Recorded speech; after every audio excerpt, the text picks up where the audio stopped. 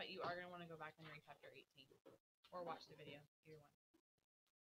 All right, chapter 19, Amy's Will. So we left off yesterday with Beth very, very sick. And at the very end of the chapter, who did they get to come back home? Jacob? Marmee. Good. Did Marmee come home because Joe sent her a telegram? No. Who got Marmee to come home a day early? Amy? Lori. Very good. Okay. Then, in the middle of the night, Beth takes a turn for the worse or the better? The better. Better. Good. By the next day, her fever seems to be gone. The pallor, the whiteness of her face seems to be looking better. And then today, they're hoping she'll get all the way better. Okay? And now that Marmee's home, things are looking up. Connor, do not read it now. So we're on page 205, Amy's Will.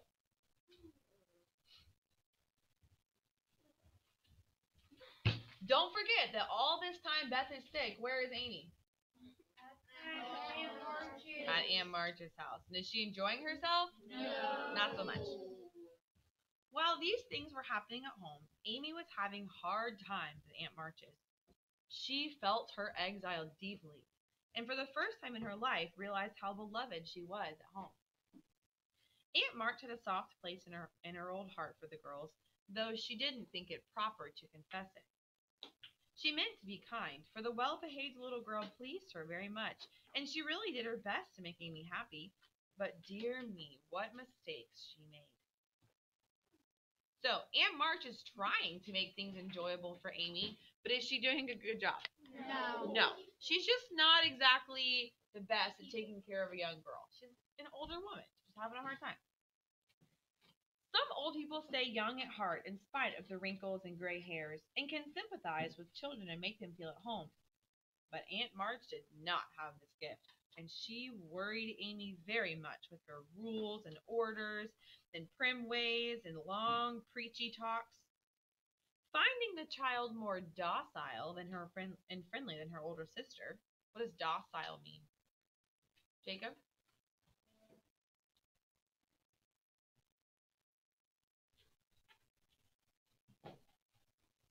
Nanny? Good. She's a lot easier to deal with than Joe. Okay? So finding Amy to be a little more docile and easily tamed, more friendly than Joe, she really does like Amy better. She's still a grumpy old lady. She's not Amy's favorite person. The old lady felt it was her duty to train her in order to counteract the bad effects of her home.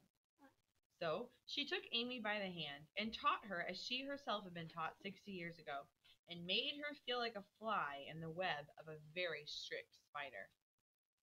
So basically, because Amy was more willing to listen to Aunt March and her requirements for being a proper lady. She was more willing to accept that than Joe was. So Aunt March went to extreme lengths and was training Amy in every possible manner she could. Raise your pinky when you drink. Never say something first. Always be asked first. Make sure you always look presentable. Never yell. Never eat with your hands. Blah, blah, blah, blah. On and on and on and on. I'm kind of making things up. But that's kind of the idea. Aunt March had tons of rules for Amy to follow. Amy had to wash the cups every morning and polish up the silver and glasses until they shone. Then she had to dust the room, and not a single speck escaped Aunt March's eyes. Then Polly had to be fed, the lapdog combed, and a dozen orders to be carried out for the lame old lady, who rarely ever left her big chair. After these tiresome labors came her lessons, which were a daily trial of every one of her virtues. Then she was allowed 1 hour for either exercise or play. And didn't she enjoy it? Lori came every day, and they walked and rode and had capital time. Why did Aunt March have Amy do all these chores? Matthew? Because she wanted her to learn that whenever she grows older, she's going to have to do all the chores. But interestingly enough, she barked all these orders, and what did she do all day? Sat there. Yeah, Jacob.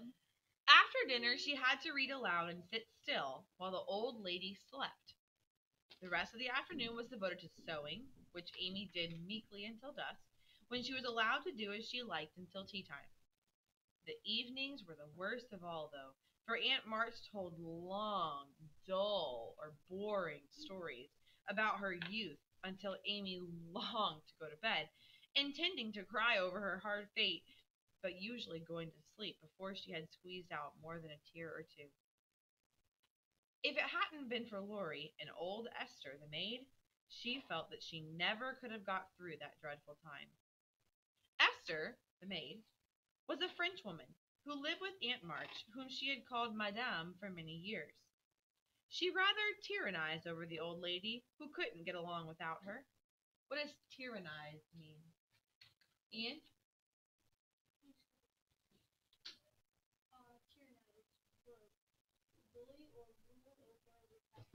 Hmm. So Esther really did kind of rule over Aunt March as far as taking care of her. This maid, Esther, took a fancy to Amy and amused her very much with odd stories of her life in France. She allowed Amy to roam about the great house and examine the curious and pretty things that were stored away in the big wardrobes and the ancient chests. Amy's chief delight was an Indian cabinet, full of queer little drawers, little pigeonholes, and secret places, in which were kept all sorts of ornaments. So kind of like this fancy Indian jewelry box almost, like hidden compartments and drawers and locks and things that held all sorts of pretties, basically. Amy loved this like treasure chest almost. Amy loved to examine and arrange these things, especially the velvet cushioned jewel cases that held Aunt March's jewels. There was the garnet set that Aunt March wore when she came out, and the pearls her father gave her on her wedding day.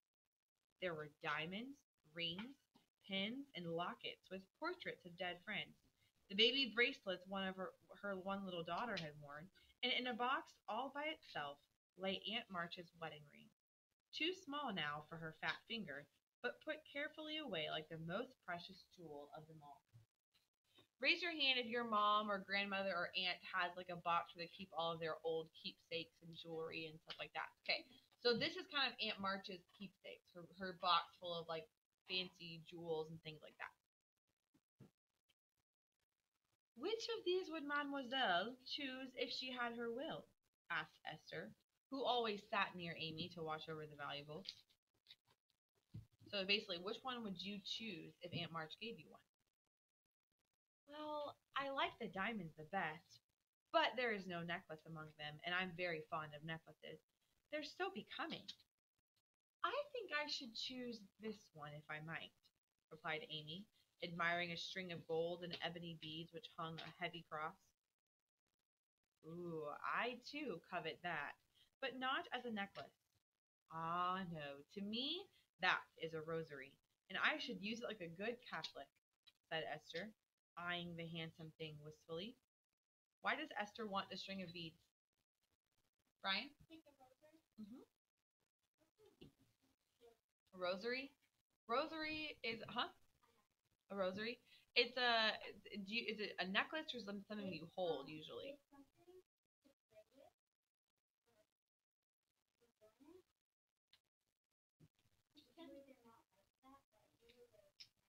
Uh-huh.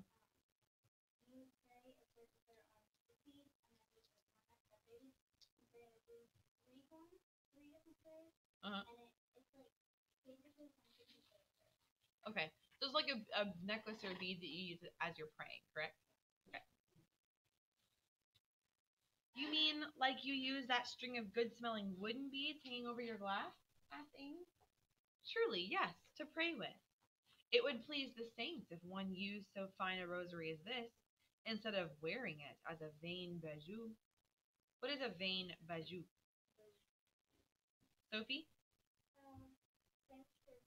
Hmm. She's like, I would like to have that, not to wear as a pretty necklace, but I would use it as a rosary to pray with. You seem to take a great deal of comfort in your prayers, Esther, and you always come down looking quiet and satisfied. I wish I could pray like that. Well, if Mademoiselle was a Catholic, she would find true comfort, but it would be well if you went apart each day to meditate and pray. Perhaps you should have a little chapel in which to find solace for your troubles. Would it be right for me to do so, too? Asked Amy, who felt lonely and in need of help of some sort. It would be excellent and charming, and I shall gladly arrange that little dressing room for you if you'd like that. Say nothing to Madame, though. When she sleeps, you go and sit alone a while to think good thoughts, and pray the dear God preserve your sister. What does Esther recommend that Amy do? Ian? She's talking about, hey, I could make you a little quiet spot in this dressing room for you to pray in while that bunch is sleeping. Very good. Okay. What does she suggest she pray for, at least? Riley? Like for her sister to get well from that. Very good. Esther was truly pious and quite sincere in her advice, for she felt much for the sisters and their anxiety. Amy liked the idea and asked her to please arrange the room. I wish I knew where all of these pretty little things were going to go when Aunt March dies, she said, as she slowly replaced the shining rosary and shut the jewel cases one by one. Oh, to you and your sisters. I know it, for Madame confided in me. I witnessed her will, whispered Esther, smiling. Okay, pause. Let's talk about a will, okay? Raise your hand if you know what a will is. Oh. Good, okay, hands down. A will is a formal document that you literally can write up and take to your lawyers so that when an adult dies, all of their possessions get passed on to their children or to people they name in their will, okay? If you have a lot of money, you can write in your will where you want all that money to go. If you have a lot of fancy cars, you can write in your will where you want it to go. But a lot of people who have wills like this, they typically have lots of wealthy possessions. Maybe a house, maybe they have some property somewhere, a car, savings in the bank, a boat, things like that. Okay, and so they write the will so that if they were to die suddenly, that all of their belongings are passed on to the next generation, and they decide who gets what. Does that make sense? So Amy is saying, I want to know where all these pretty little jewels are going to go when Aunt March dies. Okay, and Esther says, oh, I know where they're going to go because I witnessed the will. When you go to the lawyer and sign your will to make it an official document, you have to have a witness there. Okay? All they do is act as a backup and they say, yes, I agree that everything they said is true. I was here when they signed it. She was in her right mind, yada, yada, yada. Okay? So Esther was the witness of the will, and therefore she gets to see, she knows where all these things are going. And she knows that all these little precious jewels are being passed on to the March girls. Okay? Oh, how nice of her. Oh, but I wish she would let us have them now. Procrastination is not agreeable, observed Amy, taking a long last look at the diamonds. What does she mean by procrastination? Matthew? Procrastination. Putting things off or delaying them to an indefinite time. Mm-hmm. No. Putting it off. She's like, I wish she'd give it to us now instead of waiting. Well, the first one who is affianced will have the pearls. What does affianced mean? Connor? Married. Very good. Madame has said it, and I have a fancy that little turquoise ring will be given to you, for Madame approves of your good behavior and charming manners. Do you think so? I'll be a lamb if I can only have that lovely ring. It's ever so much prettier than Kitty Bryant's ring. I guess I do like Aunt March after all. And Amy tried on the blue ring with a delighted face and a firm resolve to earn it. From that day on, she was a model of obedience, and the old lady admired the success of her training. Esther fixed up the closet with a little table, a footstool before it, and over that table a valuable copy of one of the more famous pictures of the Divine Mother in the world. Amy's beauty-loving eyes were never tired of looking up at the sweet face, while thinking good thoughts and praying the dear God to preserve her sister. She missed her mother's help, and just now her burden seemed very heavy to bear on her own. She tried to keep cheerful and be satisfied with doing right, though no one praised her for it.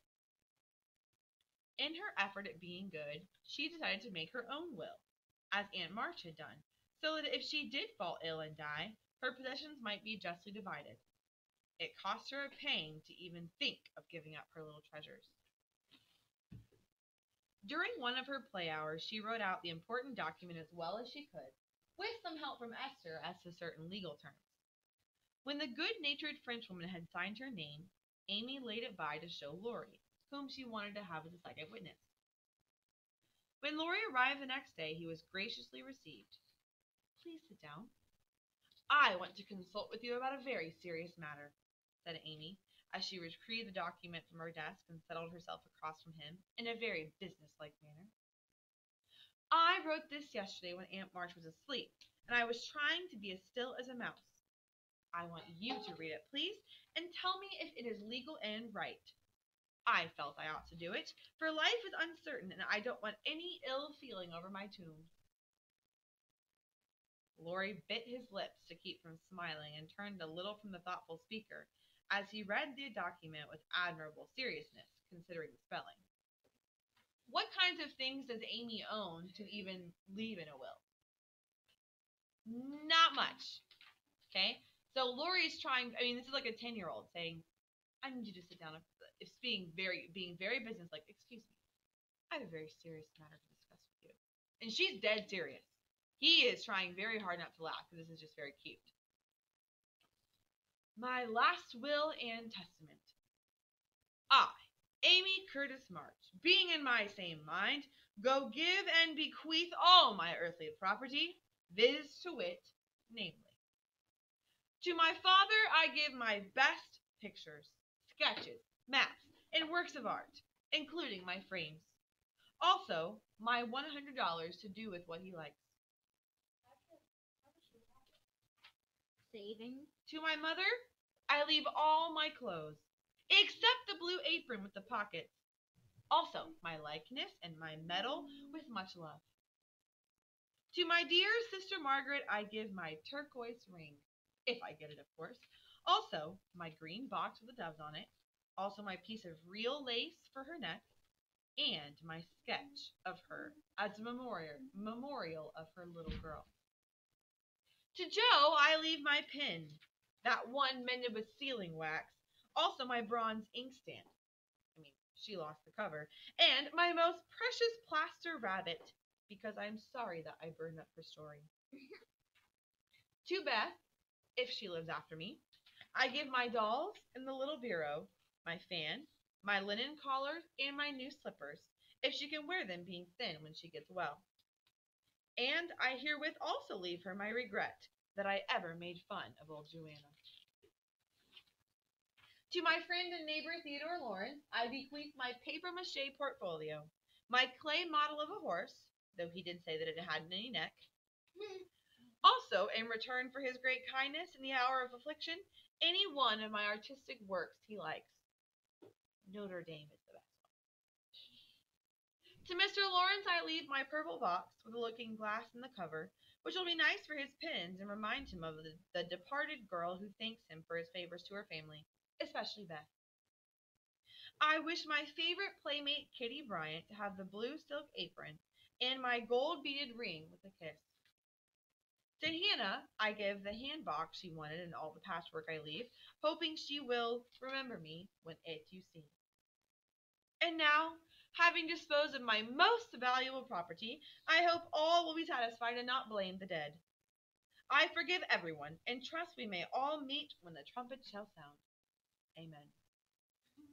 To this will and testament I set my hand and seal on this 20th day of November, Anni Domino 1861, Amy Curtis March. Witnesses, Estelle Van Valnor and Theodore Lawrence. The last name was written in pencil, and Amy explained that he had to rewrite it in ink and seal it up for her properly. What put this idea into your head? Did anyone tell you about Beth giving away her things? Asked Laurie soberly. She explained and then asked anxiously, "Wait, what about Beth giving away her things?" "Oh, man, I'm sorry I spoke it, but as I did, I'll tell you now. She felt so ill one day that she told Joe she wanted to give her piano to Meg, give her cats to you, and the poor old doll to Joe, who would love it for her sake. She was sorry she had so little to give, and left locks of hair to the rest of us, and her best love to Grandpa. She never thought of a will. Pause. Why was Beth kind of picking who would get what? Riley? She thought she was going to die. Lori was signing and sealing as he spoke, and did not look up until a giant tear dropped on the paper. Amy's face was full of trouble, but she only said, "Don't people put postscripts to their wills sometimes?" Yes, they're codicils, as they call them. Okay, a postscript is like a PS. So it would be like after she signed, putting PS. Okay? Why? Put one in mind then, that I wish that all my curls would be cut off and given around to my friends. I forgot that, but I do want it done, though it will spoil my good looks. She's dead. She would be dead if they cut off all her hair. Lori added it, smiling at Amy's last and greatest sacrifice. Oh, wow. Then he amused her for an hour, but when he came to go, Amy whispered with trembling lips, "Is there really any danger about that?" "I'm afraid there is, but we must hope for the best, so don't cry, dear." And Lori put his arm around her with a brotherly gesture, which was very comforting. When he had gone, she went to her little chapel, and sitting in the twilight, she prayed for Beth with streaming tears and an aching heart, feeling that 1,000,000 turquoise rings would not console her for the loss of her gentle little sister. So adorable. Well, only that she's young, not actually like younger than she is. Okay? All right.